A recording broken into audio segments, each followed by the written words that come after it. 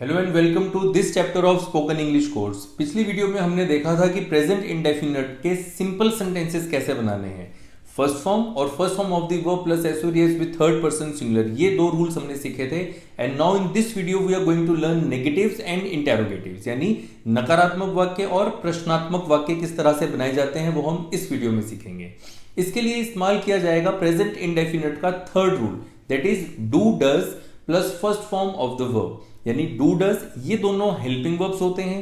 Helping verb का मतलब होता है सहायक क्रिया। अंग्रेजी में टोटल 24 हेल्पिंग वर्ब्स हैं जिनके बारे में हम धीरे धीरे करके आगे भी सीखेंगे। हेल्पिंग वर्ब का मतलब होता है सहायक क्रिया। ये सेंटेंस को बनाने में हमारी मदद करती है, हमारी सहायता करती है, इसलिए इन्हें हेल्पिंग वर्ब्स कहा जाता है। प्रेजेंट इंडेफिनिट में टोटल दो हेल्पिंग वर्ब्स हैं, एक डू और एक डज। डज का प्रयोग होता है थर्ड पर्सन सिंगुलर के साथ, और ध्यान रहे do and does generally negative और इंटेरोगेटिव्स में ही प्रयोग किए जाते हैं। तो डज का प्रयोग होगा थर्ड पर्सन सिंगुलर यानी ही शी इट के साथ, और बाकी सभी के साथ हमने डू का प्रयोग करना है। सिर्फ इतना ध्यान रखना है कि जब भी ही शी इट या फिर कोई भी थर्ड पर्सन सिंगुलर आए तो डज लगाना है, और बाकी हर केस में डू का प्रयोग करना है। कब? जब नेगेटिव्स और इंटेरोगेटिव सेंटेंसेस हो। कौन से लेसन के? प्रेजेंट इंडेफिनिट के, यानी जो वाक्य ता और हा पर खत्म हो वो वाक्य। जैसे मैं नहीं जाता हूं, आई, अब आई के साथ डू नॉट लगाना है या डज नॉट, क्योंकि मैं तो मैं हूं, थर्ड पर्सन सिंगुलर तो है नहीं, इसलिए हम लगाएंगे do not, I do not. अब डू या डज जब आते हैं तो फिर वर्ब की फर्स्ट फॉर्म लगानी है, क्योंकि रूल क्या है? Do does plus first form of the verb, बस इसके बाद कुछ भी नहीं है। तो फर्स्ट फॉर्म के बाद और कुछ नहीं लगाना। मैं नहीं जाता हूं, आई डू नॉट गो। तुम नहीं जाते हो, यू डू नॉट गो। हम नहीं जाते हैं, वी डू नॉट गो। वह नहीं जाता है, now it is third person singular, वह नहीं जाता है, ही डज नॉट गो। तो जब थर्ड पर्सन सिंगुलर आता है उस केस में हमने डज का प्रयोग करना है। अब ही डज नॉट गोज नहीं होगा, ही डज नॉट गो, क्योंकि डज आया तो फिर वर्ब की फर्स्ट फॉर्म। अब जैसे मान लीजिए मेरा फ्रेंड स्मोक कर रहा है, मेरे पास आया, कहता है ले भाई तू भी स्मोक कर। मैंने कहा नहीं, मैं स्मोक नहीं करता हूं, आई डू नॉट स्मोक। फिर उसने मेरे को चिकन एक लेग पीस दिया, कहता है भाई चिकन खा। मैंने कहा नहीं, मैं नॉनवेज नहीं खाता हूं, I do not eat non veg. कहता है चल यार जुआ खेलते हैं, पैसे लगाते हैं, 500 तेरे 500 मेरे। मैंने कहा नहीं भाई, मैं जुआ नहीं खेलता हूं, आई डू नॉट गैम्बल। तो इस तरह से हम नेगेटिव सेंटेंसेस का प्रयोग करते हैं। फिर उसने मेरे बारे में अपने एक और दोस्त को बताया, उसने कहा कि गौरव डज नॉट स्मोक, कि गौरव स्मोक नहीं करता है। Gaurav does not eat meat, Gaurav meat या नॉनवेज नहीं खाता है। अब गौरव कौन है? थर्ड पर्सन सिंगुलर, इसलिए उसने डज का प्रयोग किया। ही डज नॉट कम, वह नहीं आता है। आई डू नॉट अंडरस्टैंड, मैं नहीं समझता हूं। शी डज नॉट अंडरस्टैंड, वह नहीं समझती है। तो ये हो गए नेगेटिव सेंटेंसेस। नेगेटिव सेंटेंसेस में डू नॉट या डज नॉट का प्रयोग करना है और साथ में लगेगी फर्स्ट फॉर्म, और डज का प्रयोग तब करना है जब थर्ड पर्सन सिंगुलर आएगा, बाकी हर केस में डू नॉट का प्रयोग करना है। अब हम सीखते हैं इंटेरोगेटिव सेंटेंसेस। इंटेरोगेटिव सेंटेंसेस यानी प्रश्नात्मक वाक्य। प्रश्नात्मक वाक्य या इंटेरोगेटिव सेंटेंसेस वो सेंटेंसेस होते हैं जिन्हें क्वेश्चन पूछने के लिए, यानी कि कुछ जानने के लिए, कुछ पूछने के लिए, कोई सवाल करने के लिए इस्तेमाल किया जाता है। और इंटेरोगेटिव सेंटेंसेस के लिए हमें जरूरत है कुछ WH फैमिली वर्ड्स की। इन्हें WH फैमिली वर्ड्स इसलिए बोला जाता है क्योंकि ये सभी शब्द WH से शुरू होते हैं। इसमें एक हाउ है वो H से शुरू होता है, वो भी WH फैमिली का ही पार्ट है। WH की कोई फुल फॉर्म नहीं है। जिस तरह से एक कोठी के बाहर लिखा होता है जैन फैमिली, उसमें सभी जैन रहते हैं। एक कोठी के बाहर लिखा होता है मल्होत्रा फैमिली, उसमें सभी मल्होत्रा रहते हैं। इसी तरह से ये WH फैमिली है, इसके अंदर सभी वर्ड्स WH से शुरू होते हैं और एक H से शुरू होता है। अब जिस तरह से मैं आपको WH फैमिली वर्ड सिखाऊंगा, अगर आपने इस तरह से याद रखा तो आपको बहुत आसानी से याद हो जाएंगे और आप जिंदगी में कभी भूलेंगे भी नहीं, क्योंकि ये रिदमिक है। इस सेट को मैंने बहुत प्लान करके बहुत रिदम में बनाया हुआ है। उस रिदम की वजह से आप इन्हें भूलेंगे नहीं और अच्छे से आपके दिमाग में ये सेव हो जाएंगे। तो चलिए पढ़ते हैं एक बारी WH फैमिली वर्ड्स। व्हेन कब, वेयर कहां, व्हाट क्या, विच किस, हुम किसको, हुज किसका, वाई क्यों, हु कौन, हाउ कैसे। इसको इस तरह से याद करेंगे तो बहुत अच्छे से आपको याद हो जाएंगे। एक बारी फिर पढ़ते हैं। व्हेन कब, वेयर कहां, व्हाट क्या, विच किस, हुम किसको, हुज किसका, वाई क्यों, हु कौन, हाउ कैसे। व्हेन कब, वेयर कहां, व्हाट क्या, विच केस हुम किसको, हुज किसका, वाई क्यों, हु कौन, हाउ कैसे। इसी रिदम में आप इसको 10 बारी 15 बारी रिपीट करें और आपको ये याद हो जाएंगे। तो चलिए अब शुरू करते हैं WH फैमिली वर्ड्स को कैसे यूज करना है, यानी इंटेरोगेटिव सेंटेंसेस कैसे बनाने हैं। पहला वाक्य है, क्या तुम नॉन वेज खाते हो। अब हमने किसी से पूछना है, मान लीजिए मैं खाना ऑर्डर करने जा रहा हूं और मेरे को ध्यान आया कि यार ये तो वेजिटेरियन है, तो मैं उससे पूछ रहा हूं कि क्या तुम नॉन वेज खाते हो, मैं नॉन वेज मंगाऊं। सो क्या तुम नॉन वेज खाते हो। जब भी हिंदी में सवाल क्या से शुरू होगा, कोई भी लेसन हो, ग्रामर का कोई भी पार्ट हो, अगर आपका सवाल क्या से शुरू हो रहा है, यानी कि अगर सेंटेंस के सबसे पहले क्या आ रहा है, तो इंग्लिश में सबसे पहले हमने लगाना होता है हेल्पिंग वर्ब। कौन सा हेल्पिंग वर्ब, उस लेसन का हेल्पिंग वर्ब, जिस लेसन का वो वाक्य है, वो सेंटेंस है। जैसे यहां पे मैंने कहा, क्या तुम नॉनवेज खाते हो। अब ताओरहा प्रेजेंट इंडेफिनिट है, तो यहां पे कौन सा हेल्पिंग वर्ब का ऑप्शन है हमारे पास, डू या डज का। अब क्या तुम मतलब सेकंड पर्सन है, तो यू के साथ तो डू लगता है, तो हमने डू को सबसे पहले बोलना है। डू यू, क्या तुम, डू यू वेज खाते हो, eat non veg. So do you eat non veg, क्या तुम नॉन वेज खाते हो। क्या तुम शराब पीते हो, तो क्या तुम, डू यू, जैसे क्या तुम ऐसी टोन आ रही है, वैसे ही डू यू, तो क्या तुम शराब पीते हो, डू यू ड्रिंक। क्या तुम उसे जानते हो, डू यू नो हिम। अब मुझे मार्केट में कोई व्यक्ति मिला, उसने मेरे को बोला, हाय गौरव कैसे हो। मैंने उसको देखा, मैंने तो पहचाना नहीं, तो मैं उसको बोलना चाहता हूं कि क्या मैं तुम्हें जानता हूं। So do I know you, क्या मैं, डू आई नो यू, तुम्हें जानता हूं। क्या वह यहां आता है। अब क्या वह third person singular. Does he, क्या वह, डज ही कम हियर, क्या वह यहां आता है, क्योंकि ही थर्ड पर्सन सिंगुलर है इसलिए हमने डज लगाया। क्या आपके पिताजी मुझे जानते हैं। Does your father know me, knows नहीं, नो मी, क्योंकि डज के साथ वर्ब की फर्स्ट फॉर्म। क्या तुम आते हो, डू यू कम।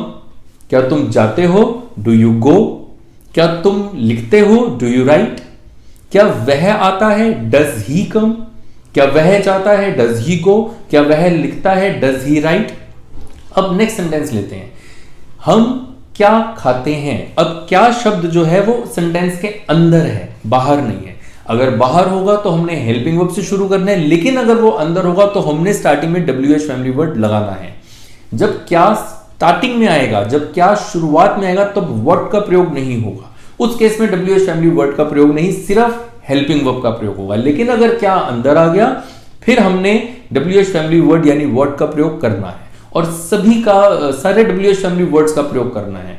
जैसे तुम क्या खाते हो, तो व्हाट डू यू ईट। अब हमने चेक कैसे करना है सेंटेंस को, कि स्टार्टिंग में WH फैमिली वर्ड के साथ हेल्पिंग वर्ब आना चाहिए।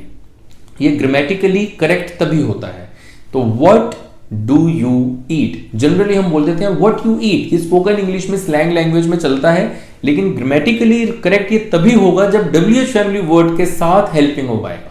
सो व्हाट डू यू ईट, तुम क्या खाते हो। व्हाट डू यू डू, तुम क्या करते हो।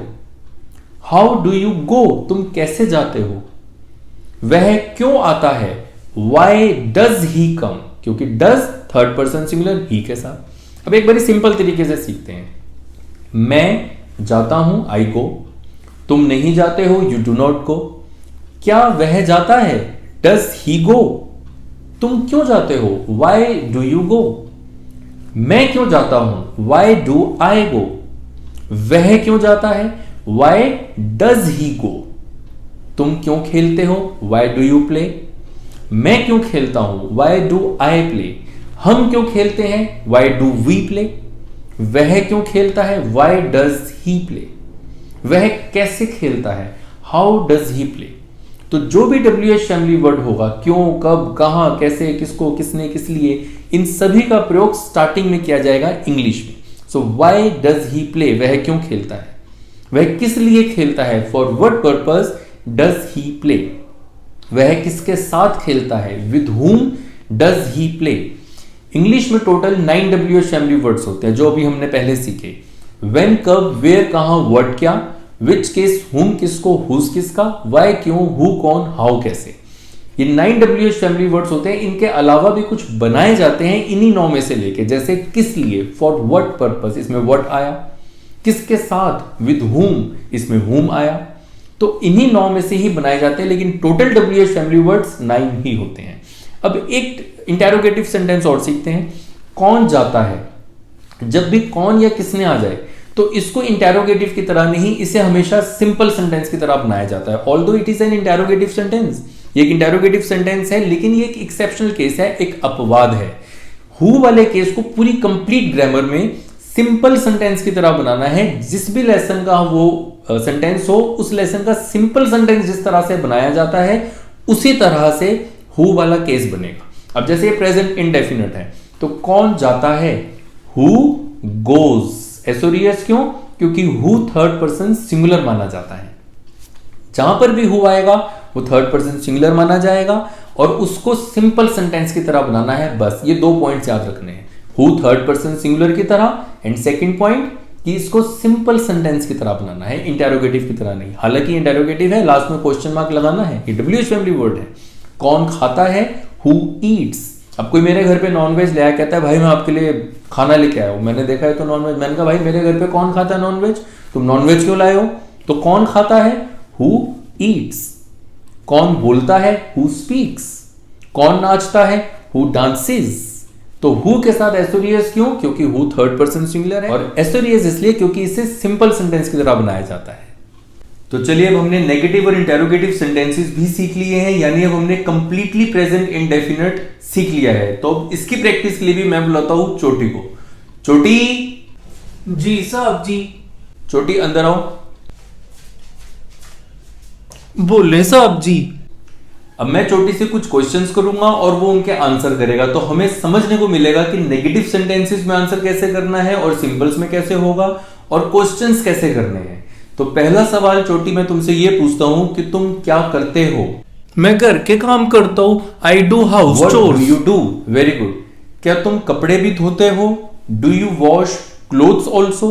जी मैं कपड़े भी धोता हूँ, I wash clothes also. Good. क्या तुम जंगली आंटी को जानते हो, do you know jungli aunty. जी मैं जंगली आंटी को जानता हूँ, आई नो जंगली आंटी। क्या जंगली आंटी शराब पीती हैं, डज जंगली आंटी ड्रिंक। जब शराब की बात होती है तो सिर्फ ड्रिंक शब्द का प्रयोग किया जाता है, ड्रिंक के बाद अल्कोहल या कुछ और लगाने की जरूरत नहीं है। अगर चाय पीना होगा तो ड्रिंक टी बोलेंगे, पानी पीना होगा तो ड्रिंक वाटर बोलेंगे, दूध पीना होगा तो ड्रिंक मिल्क बोलेंगे। लेकिन अगर ड्रिंक के साथ कुछ नहीं लगा तो इसका मतलब है शराब पीना। हिंदी में भी ऐसा ही होता है, जब कोई जा रहा होता है झूमता हुआ तो हम कहते हैं उसने पी रखी है, ये नहीं बोलते उसने शराब पी रखी है। तो दूसरा बंदा क्वेश्चन भी नहीं करता कि क्या पी रखी है, वो अंडरस्टूड हो जाता है कि पी रखी है या पी हुई है मतलब शराब पी हुई है। इसी तरह से अंग्रेजी में भी सिर्फ ड्रिंक शब्द का मतलब होता है शराब पीना। तो क्या जंगली आंटी शराब पीती हैं, डज जंगली आंटी ड्रिंक। मैं नहीं जानता हूँ, आई डोंट नो, बट मुझे लगता है, बट आई थिंक वो नहीं पीती हैं, she does not drink. Good. Who drinks, कौन पीता है। साहब जी बहुत लोग पीते हैं, मेनी पीपल ड्रिंक, बट इस घर में कोई नहीं पीता है, but nobody drinks in this house. छोटी तुम्हारी एक बेटी भी है, छोटी छोटी, अब तुम मेरे को उसके बारे में 2-3 चीजें बताओ। वो मेरे साथ खेलती है, शी प्लेज विद मी, वो शरारत करती है, शी मेक्स मिसचीफ, वो मुझे बहुत प्यार करती है, she loves me a lot, मैं भी उसे बहुत प्यार करता हूँ, I also love her a lot. So देखा आपने, छोटी छोटी थर्ड पर्सन सिंगुलर है, इसलिए छोटी ने उसकी बात करते हुए एस और यस लगाया वर्ब की फर्स्ट फॉर्म के साथ। अब हमने क्वेश्चंस आंसर करके सिंपल्स, नेगेटिव्स, इंटेरोगेटिव्स सभी सेंटेंसेस की प्रैक्टिस कर ली। अब आपके लिए होम टास्क, एक एक्सरसाइज, इन सेंटेंसेस की इंग्लिश बनाइए जिसका आंसर आपको दिखेगा नेक्स्ट वीडियो की स्टार्टिंग में। So take very good care of yourself, see you in the next video.